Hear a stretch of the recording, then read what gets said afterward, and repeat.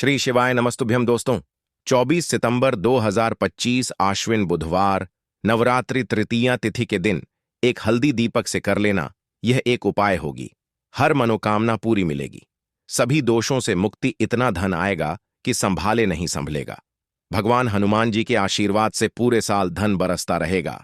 दोस्तों, जैसा कि आप सभी लोग जानते हैं कि 24 सितंबर को आश्विन बुधवार नवरात्रि तृतीया तिथि पड़ रहा है, इसीलिए यह दिन बहुत ही खास है। क्योंकि देखिए दोस्तों, गुरुजी ने कहा है कि जब भी आश्विन बुधवार नवरात्रि तृतीया तिथि पड़े तो आपको सिर्फ और सिर्फ एक हल्दी दीपक वाला उपाय करना चाहिए।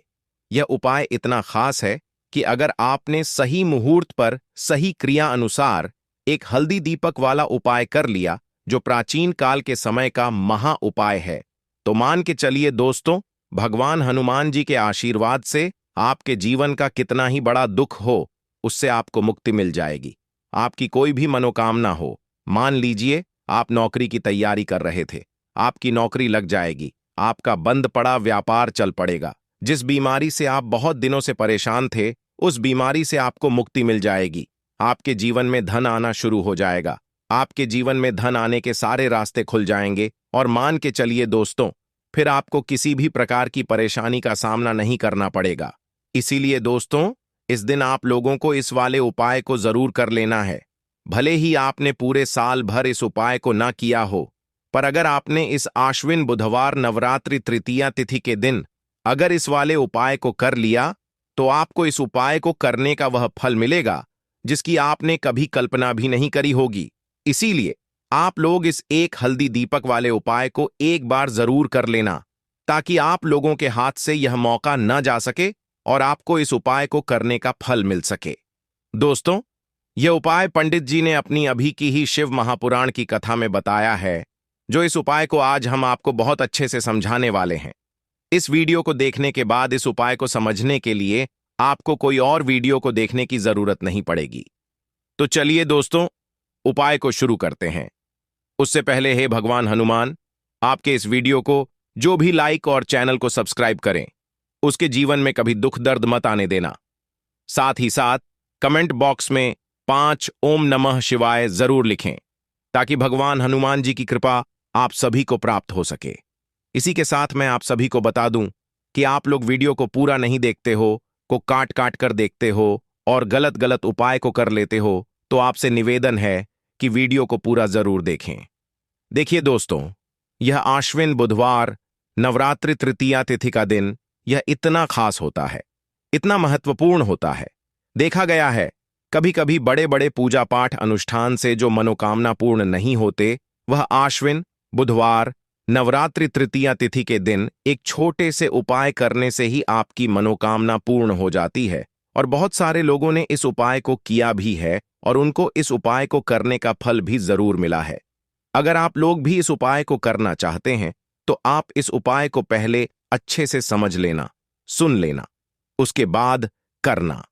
आपको इस उपाय का फल जरूर मिलेगा और इस उपाय को कर लेने से आपके घर में चाहे किसी भी प्रकार की दुख और समस्या क्यों ना चल रही हो, आपको उसका कारण भी नहीं पता है कि भाई यह समस्या किस कारण से चल रही है। उसका कुछ भी कारण हो सकता है, जैसे पितृदोष हो सकता है या किसी भी तरह का मंगल दोष भी हो सकता है। तो इस दिन आप लोगों को यह वाला उपाय कर लेना है। यह एक ऐसा उपाय है जिस उपाय को अगर किसी विशेष दिन पर किया जाए, तो भाई उस विशेष दिन का जो है वह तो हमें मिलता ही मिलता है। पर हमने उस दिन पर इस एक हल्दी दीपक वाले उपाय को किया है, तो हमें उससे भी बड़ा फल मिलता है और फल बहुत जल्दी मिलता है, क्योंकि आप इस उपाय को बहुत ही बड़े और विशेष दिन पर कर रहे हो।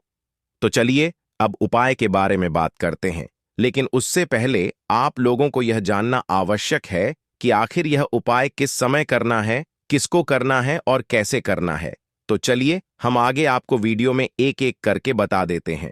तो दोस्तों, इस एक हल्दी दीपक वाले उपाय को हमें इस आश्विन बुधवार नवरात्रि तृतीया तिथि के दिन कैसे करना है, किसको करना है, किस समय करना है और कहां पर करना है, ये सारे सवालों के जवाब आपको इस वीडियो में मिल जाएंगे। और जो ये वीडियो देखेगा भाई, उसको एक हल्दी दीपक वाला उपाय जरूर करना चाहिए, क्योंकि इस दिन शत्रुओं और किसी भी दोष, किसी भी बीमारी से मुक्ति पाने के लिए एक हल्दी दीपक का बहुत ही बड़ा और विशेष महत्व होता है। और जब बात आ जाए एक हल्दी दीपक की, तो यह सोने पर सुहागा वाली बात हो जाती है और यह एक बहुत ही बड़ा उपाय हो जाता है। अब दोस्तों, इस एक हल्दी दीपक वाले उपाय को आखिर करना किसको है, सबसे पहले हम लोग वह बात जान लेते हैं। तो देखो, घर की जो बड़ी माताएं बहनें होती हैं, उन माताओं बहनों में से कोई भी एक बड़ी माता बहन इस वाले उपाय को कर सकती है। और दोस्तों, अगर आप चाहें तो अपने घर में से सभी सदस्यों को भी इस उपाय को करवा सकते हैं। अगर किसी व्यक्ति की खुद की कोई मनोकामना है, खुद की कोई दुख और परेशानी है जो कि वह अपने लिए ही करना चाहता है, इस वाले उपाय को तो वह खुद अपने लिए भी कर सकता है। बाकी अगर कोई घर में से ऐसा है जो कि अपने पूरे घर परिवार की सुख और शांति के लिए यह वाला उपाय करना चाहता है, तो भाई वह भी कर सकता है। उसमें भी कोई दिक्कत वाली बात नहीं है। कहने का मतलब यह है कि इस उपाय को हर एक सदस्य भी कर सकता है और पूरे घर परिवार के सदस्य के लिए घर की बड़ी माताओं बहनों में से कोई एक माता बहन भी कर सकती है। माताएं बहनें अगर घर में उपस्थित ना हो या वह यह वाला उपाय ना कर पा रही हो, तो फिर घर का कोई बड़ा सदस्य भी इस एक हल्दी दीपक वाले उपाय को कर सकता है। चाहे फिर वह पुरुष ही क्यों ना हो, उसमें कोई भी दिक्कत वाली बात नहीं है। अब दोस्तों, एक हल्दी दीपक वाले उपाय को हमें करना कहां पर है? देखो, इस उपाय को हमें मंदिर में ही करना है। बहुत सारे लोग प्रश्न करते हैं, हर एक उपाय को करते समय क्या हम इस उपाय को घर पर या मंदिर में कर सकते हैं? देखो तो, इस वाले उपाय को आप मंदिर पर करोगे तो अच्छा रहेगा, घर में नहीं करना है इस वाले उपाय को। उसके बाद में दोस्तों, जो अगला प्रश्न निकल कर आता है वह यह आता है इस उपाय को लेकर कि आखिर इस उपाय को हमें किस समय करना है, सुबह के समय करना है कि शाम के समय करना है? तो देखो, इस वाले उपाय को आप लोग सुबह के समय भी कर सकते हो और शाम के समय प्रदोष काल में भी कर सकते हो। अब अगर आप पूछो कि भाई साहब, सबसे उत्तम समय कौन सा रहेगा इस एक हल्दी दीपक वाले उपाय को करने का, तो हम आपसे बस यही कहेंगे कि इस उपाय को आप शाम के समय करेंगे तो ज्यादा बेहतर होगा, क्योंकि आश्विन बुधवार नवरात्रि तृतीया तिथि का दिन है और इस दिन प्रदोष काल के बहुत महत्व होता है। बाकी अगर सुबह के समय भी करेंगे तो भी अच्छा होगा, उसमें कोई भी दिक्कत वाली बात नहीं है। तो अब दोस्तों, जो अगली सबसे बड़ी और महत्वपूर्ण बात आती है वह यह आती है कि सुबह अगर हम उपाय को करेंगे तो हमें कितने बजे से लेकर कितने बजे तक के बीच में करना है, और शाम के समय प्रदोष काल में करेंगे तो हमें कितने बजे से लेकर कितने बजे के बीच में करना है। तो देखो, सुबह जितनी जल्दी हो सके आप उपाय को करने की कोशिश करना। बाकी अगर किसी कारणवश लेट भी हो जाओ, थोड़ी देर भी हो जाए तो देखो, सुबह जितनी जल्दी हो सके आप उपाय को करने की कोशिश करना। बाकी अगर किसी कारणवश लेट भी हो जाओ, थोड़ी देर भी हो जाए तो 10 या 11 बजे तक भी आप उपाय कर लेना, पर रात के 12 बजे से ज्यादा देरी ना हो, ठीक है? इस बात का ध्यान रखना। उसके बाद में दोस्तों, अगर शाम के समय प्रदोष काल की बात करें, प्रदोष काल का जो समय होता है वह शाम के 6 बजे से शुरू हो जाता है। मतलब शाम के 6 बजे से लेकर 7 बजे के बीच का जो समय होता है, यह समय प्रदोष काल का समय होता है। इस उपाय को 7 बजे या 8 बजे के बीच में भी कर सकते हो। मतलब शाम के 6 बजे से रात 8 बजे के बीच में आप कभी भी इस वाले उपाय को कर सकते हो, उसमें कोई भी दिक्कत वाली बात नहीं है। परंतु 24 सितंबर आश्विन बुधवार नवरात्रि तृतीया तिथि के दिन कोशिश करना कि समय के अंतर्गत ही कर लो। किसी कारणवश ना कर पाओ तो थोड़ा देरी से भी कर सकते हो। तो चलिए, अब हम अपने सबसे पहले उपाय की बात कर लेते हैं। तो दीपक वाला उपाय करने के लिए आपको सबसे पहले जरूरत पड़ेगी एक दीपक। अब यह एक दीपक बुधवार की रात अपने घर में इस जगह पर जला देना, बड़े से बड़ा शत्रु भी घुटने टेक देगा। दोस्तों, जैसा कि आप सभी जानते हैं, मार्गशीर्ष महीने की बुधवार के दिन बहुत ही शुभ संयोग बन रहे हैं, और इस दिन अगर आप 11 लौंग और एक कपूर अपने घर में जलाते हैं तो शत्रुओं से हमेशा के लिए आपको छुटकारा मिल जाएगा। अब देखिए, किसी भी व्यक्ति के जीवन में जब शत्रु से परेशान करते हैं तो वह व्यक्ति अपने जीवन में दुखों से बहुत परेशान हो जाता है। शत्रु हमेशा कुछ न कुछ ऐसा करवाते हैं जिसके बाद नजर दोष लगती है और अच्छा खासा काम भी बिगड़ने लगता है, व्यापार में मदद आने लगता है, लोगों की तबीयत खराब होने लगती है। जरूरी नहीं है कि सामने वाला व्यक्ति जैसा दिखता है वैसा हो। देखिए, बहुत सारे लोग हैं जो बहुत अच्छे होते हैं, है ना? लेकिन कुछ लोग ऐसे होते हैं जो कब आपके शत्रु बन जाते हैं, आपको खुद भी पता नहीं चलता है। एक तो वह शत्रु होते हैं जो सामने से सीधे सीधे हम पर वार करते हैं, है ना? एक शत्रु ऐसे भी होते हैं जो कि पीठ पीछे कुछ होते हैं और सामने से कुछ होते हैं, है ना? ना ना, तो ऐसे शत्रु होते हैं गुप्त शत्रु, और ऐसे शत्रुओं से हमेशा आपको बचकर रहने की जरूरत होती है। आप अपने शत्रुओं को शांत भी कर सकते हैं, और इस उपाय को करने से आपको शत्रुओं से छुटकारा भी मिल जाएगा। लौंग जो होती है, यह शिविर शक्ति का स्वरूप होती है, और आप सभी जानते हैं कि महादेव जिसके साथ होना, साक्षात काल भी आकर उसका कुछ बिगाड़ नहीं पाता है। अच्छा, बुधवार का जो दिन होता है, यह इतना उत्तम होता है कि आप इस दिन अपने पितरों को प्रसन्न कर सकते हैं, धन प्राप्ति के लिए उपाय कर सकते हैं और शत्रुओं से भी छुटकारा पा लेते हैं। जब 11 लौंग का उपाय और एक कपूर का उपाय अपने घर पर करते हैं, तो बात कर लेते हैं सबसे पहले उपाय की, जो कि पितरों को प्रसन्न करने के लिए है। देखिए, पितर जब किसी से नाराज हो जाते हैं ना, तो उस व्यक्ति के जीवन में बीमारियां, दुख, धन की समस्याएं लगातार बढ़ती हैं। तो कोशिश करें कि हमेशा अमावस के दिन आप अपने पितरों को प्रसन्न करने के लिए उपाय करें। अच्छा, पितृदोष अगर घर में जरा सा भी होता है ना, तो सबसे ज्यादा कष्ट जो आता है वह बच्चों के जीवन पर आता है। बच्चों का मन पढ़ाई में नहीं लगता है, उन्हें आसानी से जीवन में सफलता नहीं मिलती है। बहुत सारे लोगों के यहाँ संतान को लेकर बहुत समस्याएं होती हैं कि संतान नहीं हो रही है ना? तो पितरों को प्रसन्न करने के लिए आपको इस दिन क्या करना है कि सूर्य भगवान को अर्घ देना है। तो थोड़ा सा तांबे का लोटा अगर हो तो तांबे के लोटे में जल भर लें, वरना किसी भी लोटे में आप जल लें। उसके अंदर आपको क्या करना है, थोड़े से अक्षत के दाने डालने हैं, थोड़े से चावल के दाने, थोड़ी सी किसरी डाल लें। अगर लाल फूल है तो लाल फूल डाल लें और सूर्य भगवान को अर्घ दें। अगर भी आप जल चढ़ा देते हैं, अर्घ दे देते हैं, तब भी आपके घर से पितृदोष दूर होता है।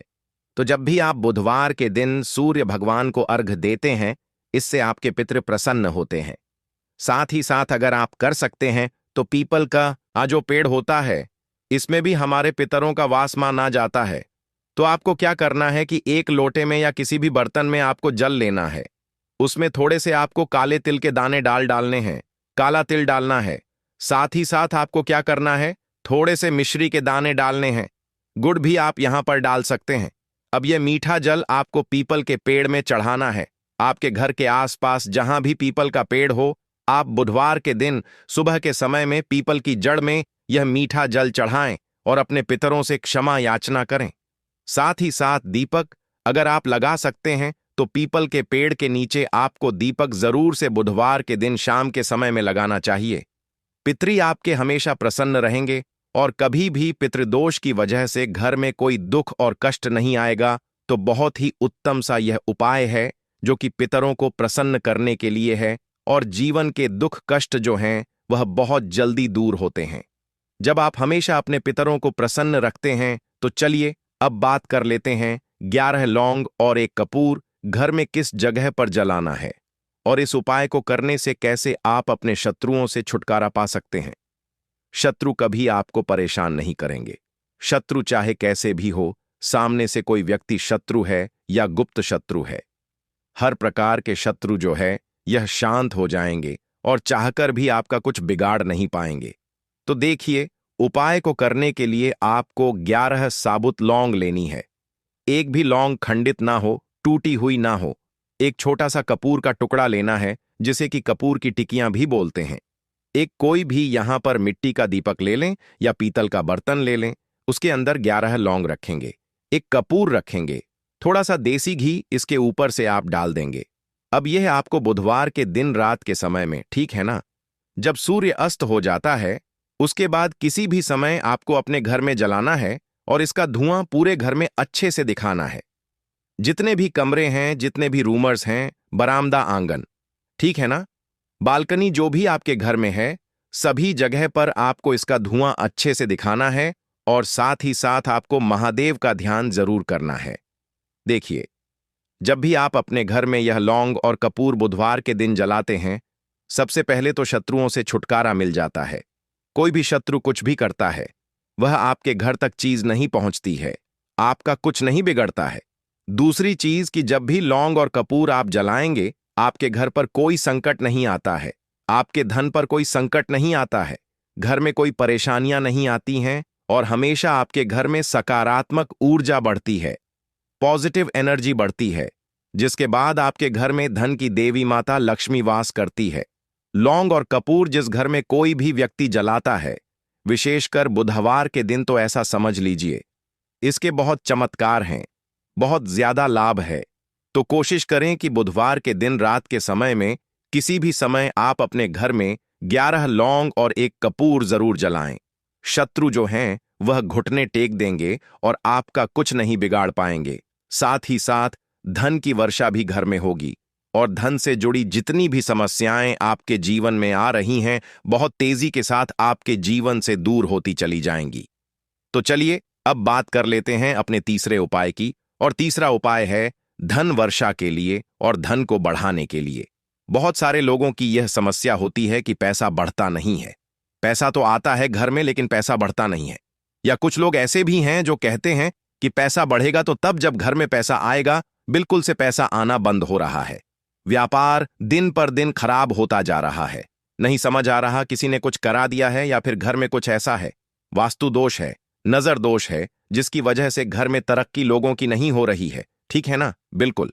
व्यापार धंधा सब बेकार होता चला जा रहा है। जो भी व्यापार कर रहे हैं उसमें लगातार घाटा हो रहा है। तो यह उपाय आप करिए बुधवार के दिन और फिर इसका चमत्कार खुद देखिए। चाहे व्यापारी हैं, आप कोई बिजनेसमैन हैं, दुकान है, आपकी हर प्रकार के काम में लाभ ही लाभ मिलता है। जब इस उपाय को आप करते हैं, आपको क्या करना है?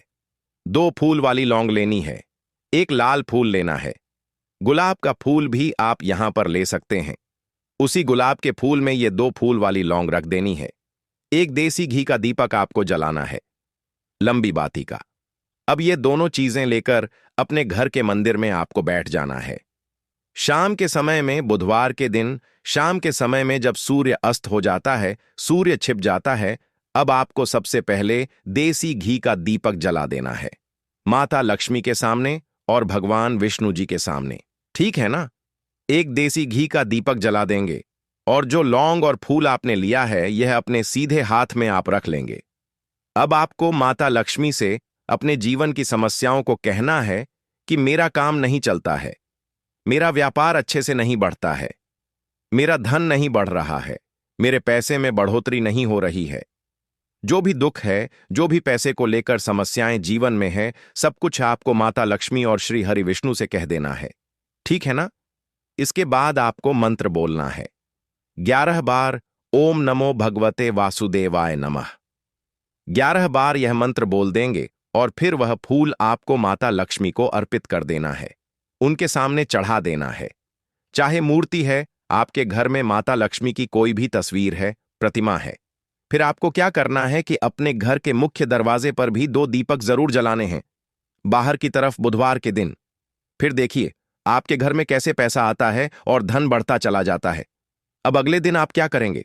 जो फूल और लौंग आपने माता लक्ष्मी के सामने चढ़ाई थी, ठीक है ना, तो फूल तो आप किसी भी पेड़ पौधे के अंदर डाल देंगे। जो 2 लौंग आपने चढ़ाई हैं, उसे आप हमेशा अपने पास रखेंगे, अपने पर्स में रखेंगे। पर्स में पैसे रखते हैं या किसी भी चीज में आप अपने पास पैसे रखते हैं, बस वहीं पर आपको अपनी जेब में अगर रखते हैं तो जेब में रखेंगे। ठीक है ना?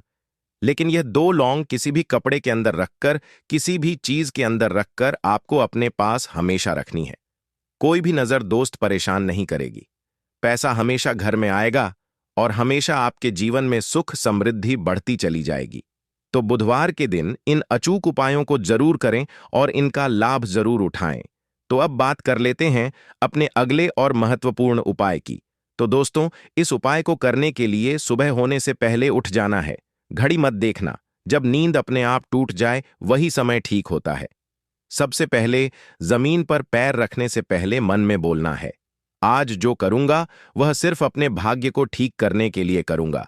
फिर बिना किसी से बात किए सीधा रसोई में जाना है। कोई दरवाजा जोर से मत बंद करना, सब कुछ धीरे से करना है। वहां हल्दी का डिब्बा ढूंढना है, जो सबसे कम इस्तेमाल होता है वही असली होता है। उसमें से बस एक चुटकी निकालनी है, ना ज्यादा ना कम। जितनी उंगलियों में आए उतनी, उससे ज्यादा नहीं। अब एक कटोरी चाहिए। तांबे की हो तो सबसे अच्छा, पीतल चलेगा, नहीं तो मिट्टी का छोटा सा प्याला भी चलेगा, लेकिन प्लास्टिक नहीं चलेगा। अब उस हल्दी को उस कटोरी में रखना है, बिना किसी मंत्र, बिना किसी सोच के। बस हल्दी डालते हुए इतना बोलना है, जो पीला है वह उजाला है। मेरे जीवन में अब यही उजाला चाहिए और कुछ नहीं। अब एक सफेद कपड़ा ले लो, रुमाल हो या धोती का किनारा साफ हो, बस इतना जरूरी है। अब चुपचाप घर से बाहर निकल जाना है। किसी से पूछना नहीं, बताना नहीं। सीधे उस जगह जाना है जहां घास उगती हो। कोई मंदिर का पिछवाड़ा, कोई खाली मैदान, कोई तुलसी के पास की मिट्टी, कहीं भी जहां जमीन ने दूरवा को जन्म दिया हो। अब जमीन पर बैठना नहीं है, बस खड़े खड़े झुककर देखना है और धीरे धीरे दूरवा तोड़नी है। पूरी की पूरी नहीं, बस ऊपर की 3 पत्तियों वाली शाखा, एक नहीं, 2 नहीं, पूरे 21 तोड़नी है। लेकिन हर बार जब तोड़ो तब मन में एक बात बोलनी है, हे गणपति, मेरी अटकी हुई किस्मत को काट दो। हर बार यही 21 बार। अब वह दूरवा रूमाल में लपेट लो और घर लौट आओ। अब जहां सबसे ज्यादा शांति हो वहां बैठो। मंदिर हो तो ठीक, नहीं तो दीवार का वह कोना जहां बचपन में बैठते थे वहां बैठ जाना है। अब कटोरी को अपने सामने रख देना है, दूरवा खोलनी है और एक एक करके सारी दूरवा उस हल्दी में डालनी है और हर बार मन में बोलना है, जो रुकावट है वह अब नहीं रहेगी। फिर उसी कटोरी को अपने दोनों हाथों से उठाना है, आंखें बंद करनी है और एक लंबी सांस लेकर उसे माथे से लगाना है। फिर बिना कुछ बोले, बिना कुछ मांगे, बस 5 मिनट तक मौन बैठना है। वह मौन ही सबसे बड़ी प्रार्थना है। अब उसी कटोरी में थोड़ा सा शुद्ध जल डालना है। अगर गंगा जल हो तो बहुत अच्छा, नहीं है तो भी चलेगा। पानी से हल्दी और दूरवा भीग जाए, बस उतना। अब कटोरी को सिर के ऊपर से 3 बार घुमाना है, पहले दाएं से, फिर बाएं से, फिर एक बार और दाएं से, जैसे कोई अंधेरे का घेरा काट रहा हो। और फिर उस कटोरी को लेकर चुपचाप घर से बाहर जाना है। किसी पुराने पीपल के पेड़ के नीचे या किसी बहते पानी में, नदी में, वहां जाकर वह हल्दी और दूरवा बहा देनी है। लेकिन ध्यान रखना, पीछे मुड़कर नहीं देखना है। जैसे जो छोड़ आए वह अब दोबारा जिंदगी में लौटे नहीं। फिर लौट कर घर आना है, हाथ मुंह धोना है, लेकिन ना कुछ खाना है ना पीना है। कम से कम दोपहर तक कुछ नहीं, सिर्फ मौन रहना है और मन में एक बात टिकाए रखना है, अब जो होगा वह मेरे लिए सही होगा। यही उपाय है, यही टोटका है और यही भरोसा है। इसे किसी को बताना नहीं है, किसी से चर्चा नहीं करनी है। और किसी दिन अचानक जब कोई बंद दरवाजा अपने आप खुल जाए तो समझ लेना हल्दी और दूरवा ने अपना काम कर दिया है। अब जब उपाय पूरा हो गया, जब तुमने चुपचाप हल्दी उठाई, दूरवा तोड़ी, मंत्र नहीं बोला, लेकिन प्रार्थना की, तो समझो कि अब काम उस स्तर पर शुरू हुआ है जहां शब्द नहीं पहुंचते, जहां इंसान की समझ रुक जाती है और जहां से किस्मत की चाल चलती है। मगर दिक्कत यह है कि आजकल इंसान इतना शोर सुनता है कि जब जीवन में कोई बदलाव चुपचाप आता है तो वह उसे पहचान ही नहीं पाता। इसलिए जरूरी है यह जानना कि उस उपाय ने असर करना शुरू किया है या नहीं, और अगर हां तो कैसे। सबसे पहला संकेत, मन की हल्कापन। कोई बड़ी बात नहीं होती, बस एक सुबह उठते हो और बिना वजह मन हल्का महसूस करता है। ना कोई बड़ी खुशखबरी मिली होती है, ना कोई पैसा वापस आया होता है, लेकिन भीतर से लगता है कि जैसे कुछ हट गया है। कोई बोझ, कोई डर, कोई घबराहट जो महीनों से थी, आज नहीं। यही पहला संकेत है कि उस हल्दी ने अपना रंग फैलाना शुरू कर दिया है और दूवा ने जो बांधा था उसे काटना शुरू कर दिया है। दूसरा संकेत, वह लोग जो आपको नीचा दिखाते थे अचानक चुप हो जाते हैं। वह जो रोज ताना मारते थे, वह जो आपको नजरअंदाज करते थे, वह जो आपके रास्ते में दीवार बनते थे, अचानक जैसे किसी अदृश्य ताकत ने उनकी जुबान बांध दी हो। वह सामने होते हुए भी आपसे कुछ नहीं कह पाते, और जब आप जाते हो तो उनके चेहरे पर एक झिझक होती है, जैसे वह जानते हो कि अब आप वहीं नहीं रहे। यह दूरवा का काम है, जो रुकावटें बिना आवाज के काट देती है।